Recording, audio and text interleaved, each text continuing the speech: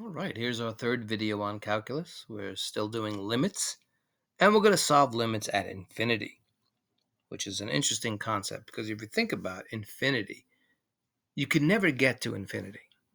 You can never get to positive infinity, and you can't get to negative infinity. No matter how higher you go in numbers, you're not getting any closer. That's the strange thing about it. So, for example, let's use 100. If I said 1,000, you may think you're closer to infinity than 1, but you're actually not. No matter how high the number gets, you're not getting any closer to infinity. But in math, we just have to say it anyway. So we're going to use that in limits. When we say we're getting closer to infinity, we're not really getting closer. Well, let's explain that. Get away from the philosophical aspect. So let's just put something together. So we'll say, what's the limit? If we have our pen working, we'll keep the blue. What's the limit as x approaches infinity? And of course, you can never approach infinity, but we're just saying it now. We're going to use that for limits. And let's say, what can we use? Well, let's say x to the third power. So one of our first tools we should use is when we do limits, is just to plug in. But you can't plug in infinity. If we said, what's the limit, for example, put over here, what's the limit as x approaches 1 for x cubed? Well, we just plug in 1, and we'll get 1. The answer will be 1, but we can't plug in infinity. So we want to get closer and closer to infinity, even though we're not getting closer at all. In other words, all we're doing is just using a larger and larger number.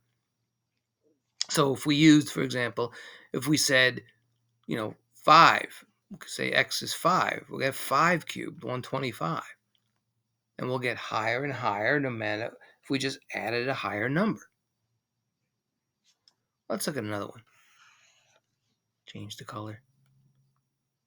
So what is the limit as x approaches infinity for 1 over x? And we know that x cannot be 0. It just can't be 0 because if it is 0, it would be undefined.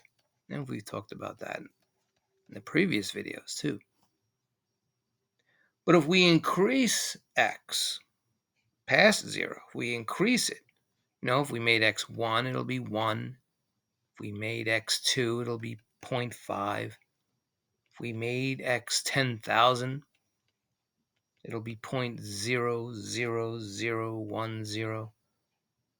So if you kept doing this, if you kept increasing the number, what do you think you'll get? You're eventually approaching what? Look at that number. You're approaching 0. We're getting closer to 0.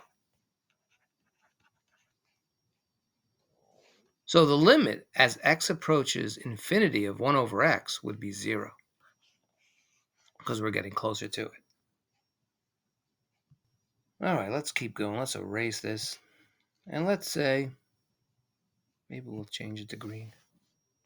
You see the limit as x approaches infinity of, let's say, 3x. So if you made x 3, you would get 9. If you made x 300, you'll get 900. If you made x 1,000, what would you get? You get 3,000. And you can just keep going. So as x approaches infinity for 3x, the answer will be positive infinity. The numbers are getting larger and larger. That's what we're saying. All right, I should learn how to make straighter lines here. Let's do another problem. What should we use today? Let's say we use purple. What if I had, what's the limit as x approaches infinity for negative 3x squared minus 2x? What are you getting here?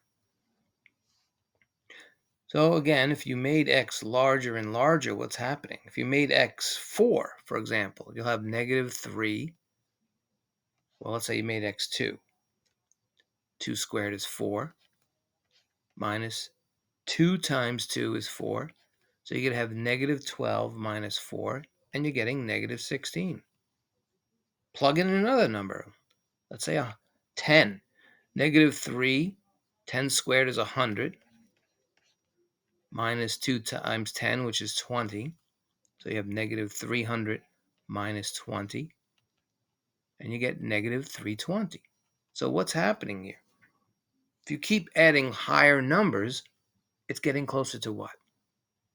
Negative infinity. So the answer, the limit, as x approaches infinity of negative 3x squared minus 2x would be negative infinity. All right, we're not done with limits yet. So in the next video, we'll talk about other parts of limits, especially how to do the conjugate.